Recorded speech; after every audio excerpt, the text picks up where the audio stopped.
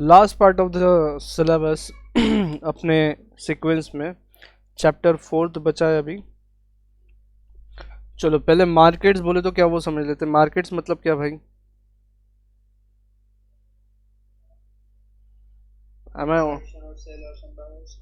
जहाँ पे buyers sellers मिलते हैं। किस लिए मिलते हैं? चाय पानी पीने के लिए कि कुछ खरीदने बेचने के लिए?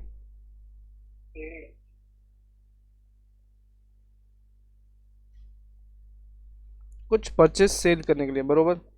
तो देखो यहाँ पे मार्केट्स का मीनिंग अपन समझ लेते हैं। यहाँ पे आप कुछ ना कुछ पैसे के एक्सचेंज में कुछ ना कुछ खरीदोगे, कुछ ना कुछ बेचोगे। क्लियर है क्या? तो वो चीज़ मार्केट है। फिर कंपोनेंट्स ऑफ मार्केट पे आते हैं अपन। उसके बाद में यहाँ पे हम वैल्यू इन एक्सचेंज की बात कर रहे हैं। वैल्यू इन एक्सचेंज, ठीक है। वैल्यू इन एक्सचेंज बोले तो पैसा कितना देना पड़ेगा, और वैल्यू इन यूज मतलब उसका यूटिलिटी कितना मिल रहा है आपको। ठीक है क्या? दोनों टर्म्स का मतलब समझ लो। यहाँ पे आपको यूटिलिटी कितना है। भाई आईफोन बहुत भारी है, वैल्यू इन यूज 1.5 लाख का है। क्लियर?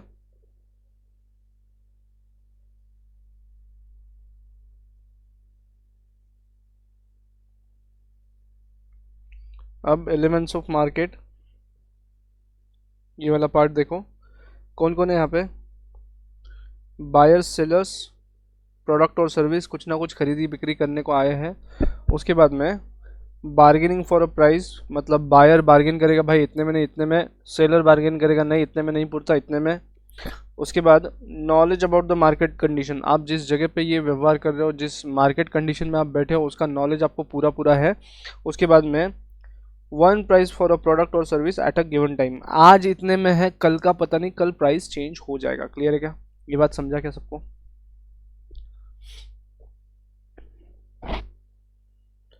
समझ में आ रहा है? तो देखो अपना जो 2 तलवार वाला चार्ट है, उसी के बारे में इन्होंने बात करी है। That's it.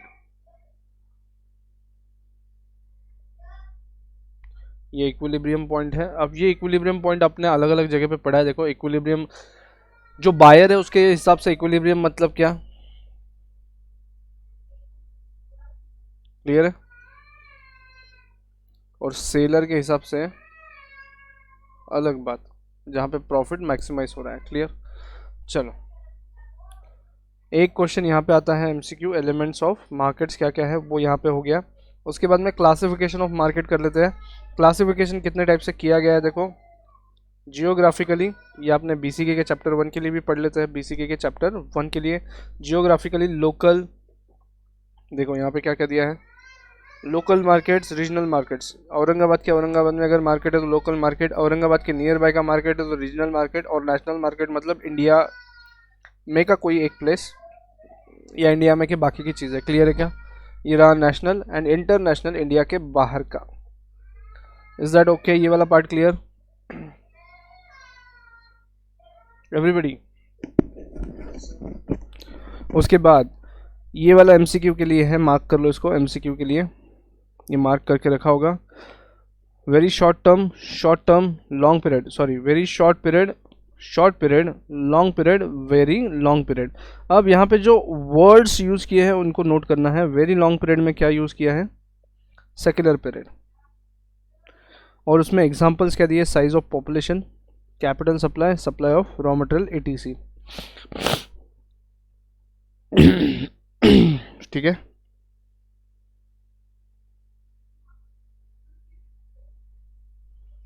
उसके बाद में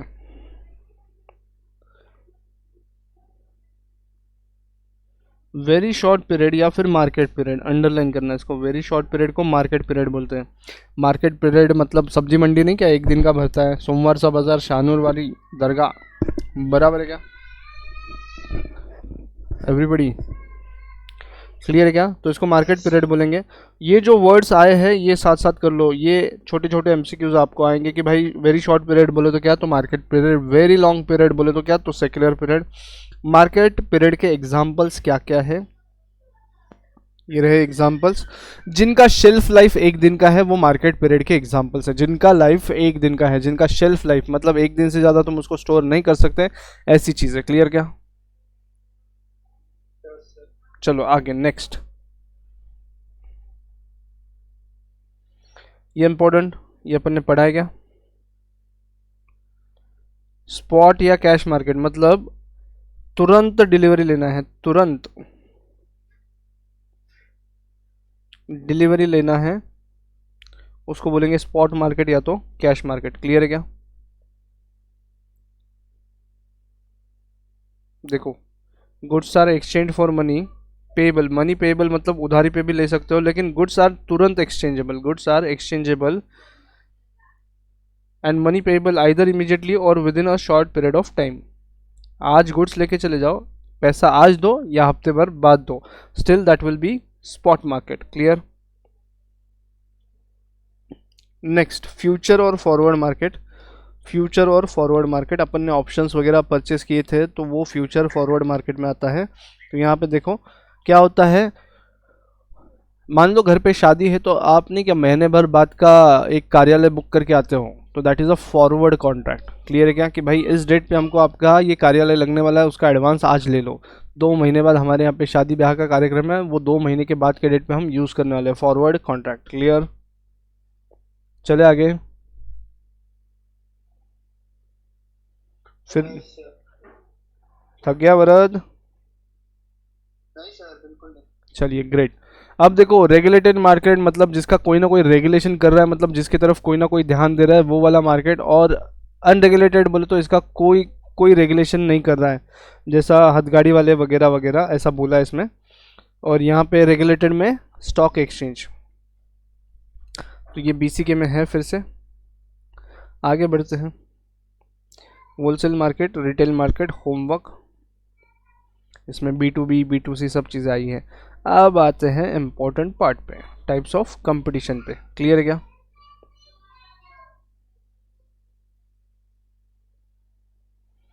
अब इन्होंने शॉर्ट में बताया, देखो इन्होंने शॉर्ट में बताया है और इसको आप क्या करो, स्ट्रेट अवे पढ़ना 4.3 के शुरुआत से। 4.3 में यही चीज़ें दी है, वहाँ से ये पढ़ो।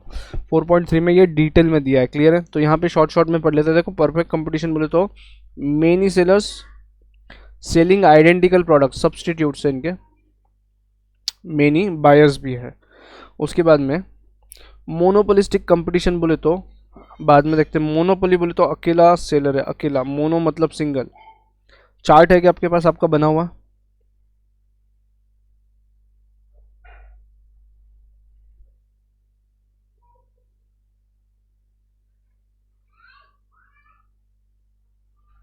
चार्ट बना है क्या?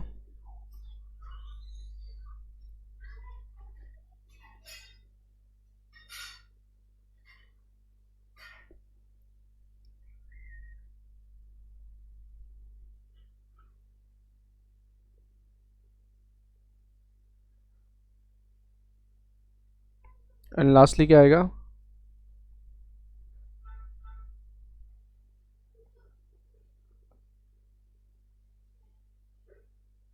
देखो, ये ए है, ये बी है, तो ये ए प्लस बी हो जाएगा। क्लियर क्या?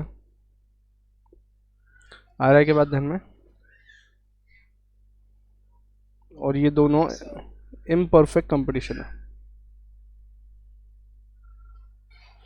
ऑलिगोपोली और मोनोपोलिस्टिक इम्परफेक्ट कंपटीशन है। मोनोपोली में नंबर ऑफ सेलर्स कितने हैं?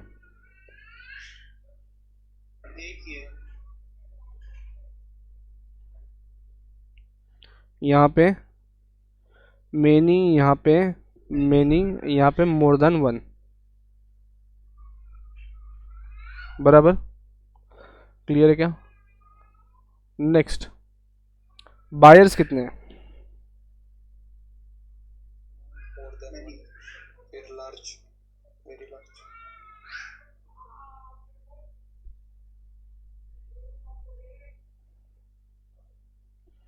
फिर प्राइस पे कंट्रोल है क्या?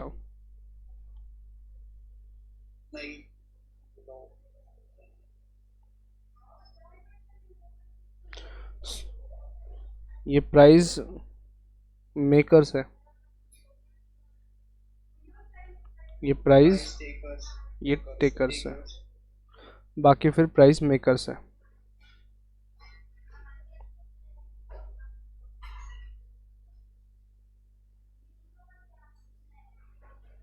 और ये इम्परफेक्ट कंपटीशन में याद रखना नॉन प्राइस वॉर चल रहा है। यहाँ पे क्या चल रहा है?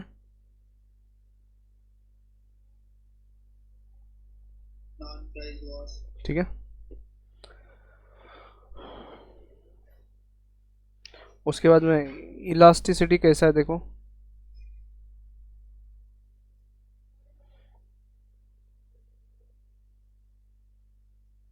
यहाँ पे इनफाइनाइट है परफेक्ट में,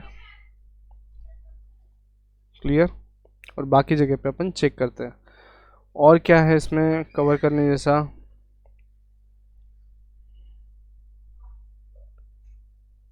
उसके बाद में मोनोपोली में भी इलास्टिक है,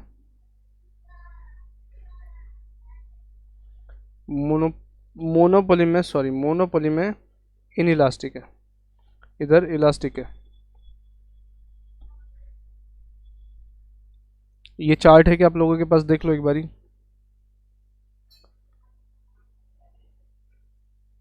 ये वाला चार्ट है कि आप लोगों के पास, एक बार देख लो। अब मीनिंग समझा देता हूँ, मीनिंग देख लो फटाफट। मोनोपोली, सिंगल सेलर, एक कोई पर्टिकुलर प्रोडक्ट सेल करने वाला, बनाने वाला बंदा अगर मार्केट में अकेला है, उसका कोई क्लोज सब्स्टिट्यूट नहीं है, तो that will be monopoly. Second चीज परफेक्ट कंपटीशन, एक जैसे आइडेंटिकल प्रोडक्ट बनाने वाले कई सारे लोग हैं, और जो एक दूसरे के परफेक्ट सब्स्टिट्यूट्स है वो परफेक्ट कंपटीशन। अब मोनोपोली और परफेक्ट कंपटीशन का मिला के मोनोपोलिस्टिक कंपटीशन बनता है। जैसे कि परफेक्ट सब्स्टिट्यूट्स तो नहीं है दो गुड्स, लेकिन वो एक दूसरे की जगह रिप्लेस कर सकते हैं। मतलब देखो, क्लिनिक प्लस बनाने वाली एक ही कंपनी है, दूसरा कोई क्लिनिक प्लस नहीं बनाता, तो उसके जैसा बनाने वाला वही है, तो क्लिनिक प्लस बनाने में उस कंपनी की मोनोपोली है। वर्सेस हेड एंड शोल्डर बनाने वाली कंपनी, हेड एंड शोल्डर बनाने वाली एक ही कंपनी है, उसकी हेड एंड शोल्डर बनाने में मोनोपोली है, लेकिन ये दोनों चीज़ें काय के काम में आती है? शैम्पूज है, क्लियर है क्या? दोनों के यूसेजेस सेम है, सिर्फ रिजल्ट्स अलग अलग बताए गए, क्लियर है। तो यहाँ पे देखो मोनोपोली भी है, अगर क्लिनिक प्लस नहीं रहा तो हेड एंड शोल्डर मिल जाएगा, हेड एंड शोल्डर नहीं रहा तो क्लिनिक प्लस से काम चल जाएगा, तो ये हो गया मोनोपोलिस्टिक कंपटीशन, क्लियर। ओलिगोपोली में लिख लो टेलीकॉम, मतलब बहुत कम कंपनियां हैं और एकदम सेम सर्विसेज दे रहे हैं, गिने चुने 4-5 कंपनियां हैं, जो कि मोनोपोली का ही एक अगला फॉर्म है ओलिगोपोली, क्लियर क्या? अगर सब लोग कार्टेल बना ले तो वो मोनोपोली जैसा ही हो जाएगा, क्लियर। अब रियल लाइफ में ना मोनोपोली होता है ना परफेक्ट कंपटीशन होता है, ये रियल लाइफ में नहीं होते, रियल लाइफ में होते हैं तो ये दो होते हैं, क्लियर है क्या? आया बात धन में? डन। आगे अब ये कंसेप्ट देख लेते एक बार, फटाफट देख लो। टोटल रेवेन्यू अपन ने पढ़ा है, if you remember, total revenue अपन ने पढ़ा है, एक बारी पढ़ा है क्या?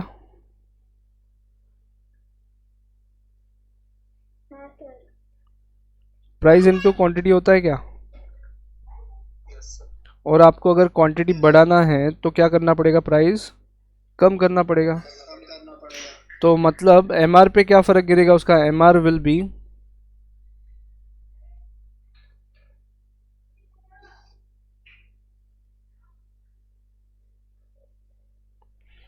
तो एमआर क्या है? चलो इधर किधर है अपने डायग्राम्स, हाँ, MR will be downward sloping ना। तो ये देखो, ये एमआर आया मेरा इधर, ये आया टीआर, और ये आया ईआर, क्लियर है क्या? जो बराबर टीयू और एमयू के जैसा ही है।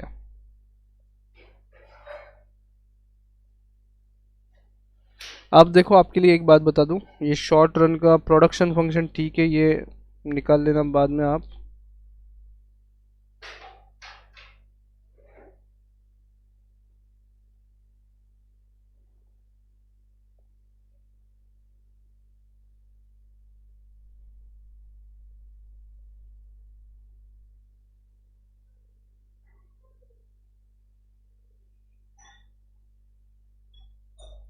अब देखो मैं जो हाईलाइट कर रहा हूँ ना वो ग्राफ्स आपको समझ में आने चाहिए, जो हाईलाइट कर रहा हूँ कर्व्स वो आपको समझ में आने चाहिए। पहला ये एसी वाला समझ में आता है आपको,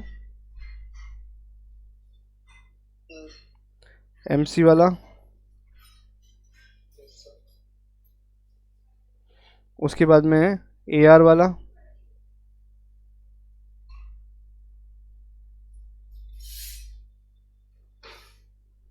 और एमआर वाला।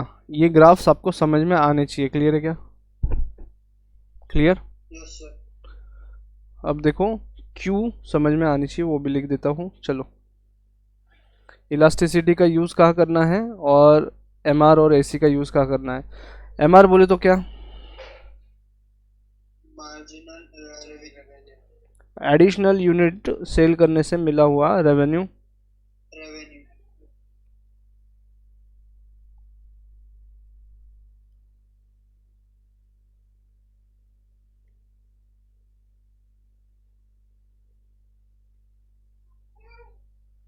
अब देखो एमआर और एक तरीके से निकलता है। एमआर अपन ने जो देखा है, देखो एमआर निकालने का ये एक तरीका है, total revenue of nth unit minus total revenue at n minus 1 unit. Clear? ये एक फॉर्मूला है। अब दूसरा फॉर्मूला जो इम्पोर्टेंट है, और वहां पे हम इलास्टिसिटी का यूज करेंगे, प्राइस इलास्टिसिटी का यूज करेंगे। कैसे? देखो, अगर इधर लिख लेता हूं मैं, अपन ईपीडी का यूज करेंगे। अब देखो यहाँ पे ईपीडी का यूज करके हम देख रहे हैं प्राइस कम करना चाहिए, करे कि नहीं करे।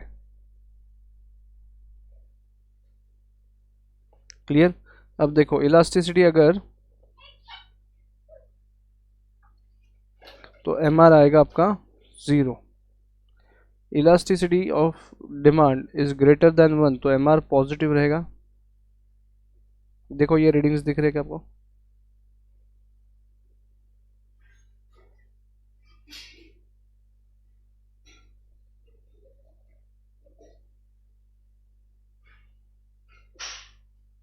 दिख रहा है क्या? देखो M R is equal to A R into E minus 1 divide by E, ये फॉर्मूला है क्या?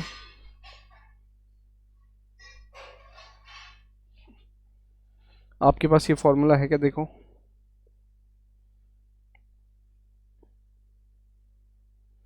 ई बोले तो अपने लिए E P D, elasticity of price elasticity of demand, बरोबर क्या? तो इस फॉर्मूला में अगर इलास्टिसिटी का वैल्यू डाला जाए और उसका आंसर अगर इलास्टिसिटी 1 से ज़्यादा है तो एम आर पॉजिटिव रहेगा, 1 से कम है तो एम आर नेगेटिव रहेगा। तो देखो इस केस में प्राइस रिड्यूस कर सकते हो, तुम प्राइस रिड्यूस कर सकते हो, फायदे में रहोगे। इस केस में नो चेंज इन पी। समझा क्या? प्राइस कब कम करने का, कब कम नहीं करने का, सिर्फ इधर कम करने का। क्लियर है क्या? अरे बोलो, यस। तो बोलिए ना फिर जल्दी जल्दी।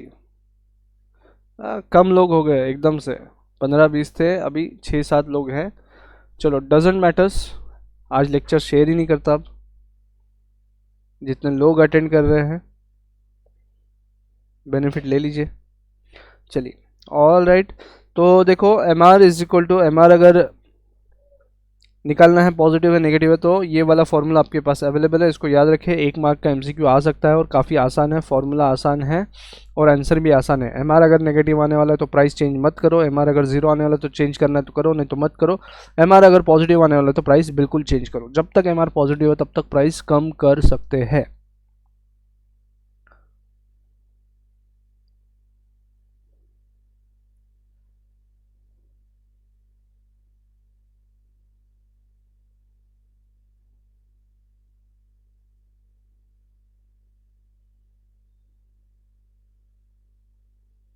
क्लियर? उस डन। अब वो जो मैंने डायग्राम्स बताया आपको कि भाई अपने को क्या क्या कर्व्स लगने वाले, देखो कॉस्ट वाले डायग्राम में से क्या क्या लगने वाला है? एसी और MU LC. ACMC, sorry, ACMC. और रेवेन्यू वाले डायग्राम से ARMR, MRR. बराबर। Yes, sir. अब देखो ये अगर ए है ये बी है तो ए माइनस बी क्या हो जाएगा भाई? MR minus MC और AR minus MC. नहीं, सिर्फ ये वाले के लिए लगाओ।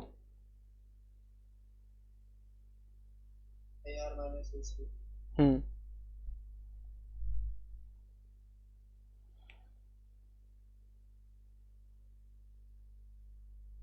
बरोबर।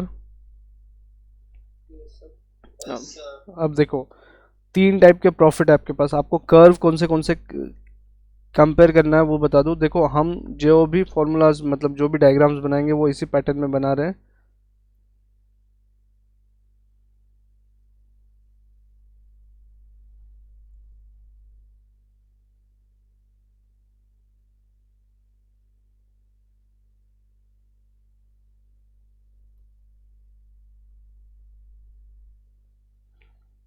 पहला क्या है, प्रॉफिट आएगा कि लॉस आएगा?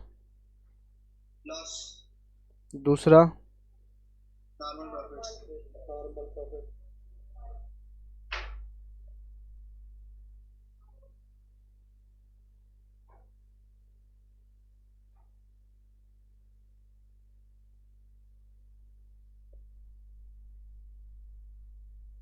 Super normal profits.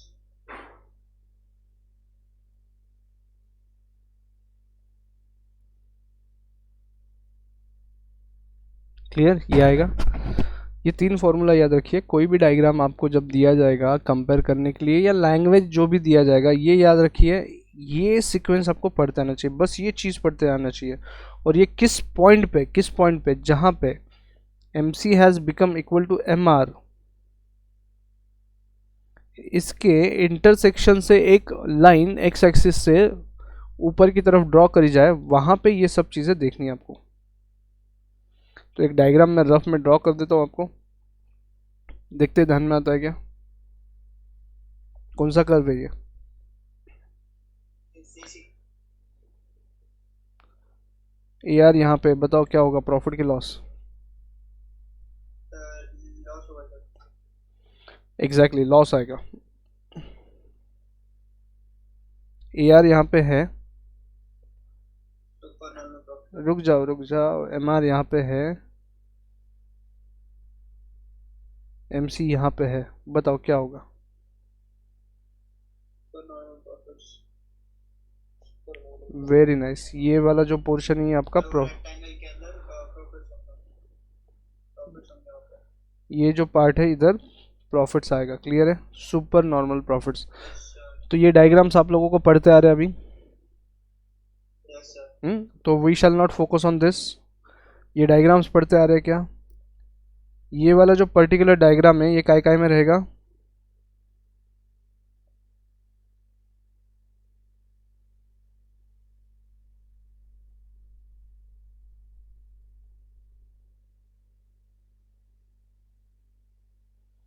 Clear? Yes, sir. Monopoly में क्या एजम्पशन है? मोनोपोली में क्या एजम्पशन है? देखो मोनोपोली में क्या एजम्पशन है, ये जो AR कर्व है, ये जो MR कर्व है और ये जो AR कर्व है, इसमें जितनी दूरी है उतनी ही दूरी यहाँ पे भी है। क्लियर है क्या? एजम्पशन है। Clear? Yes, any queries? Yes, sir. बोलो, बोलिए क्या क्वेरी है, क्या क्वेरी है बोलो, पूछिए जल्दी से फटाफट। हाँ धनश्री बेटा बोल। एक मिनट ध्रुव, एक मिनट ध्रुव, एक मिनट। नहीं सर वो समझा इसीलिए. Okay okay okay okay, just a minute, just a minute.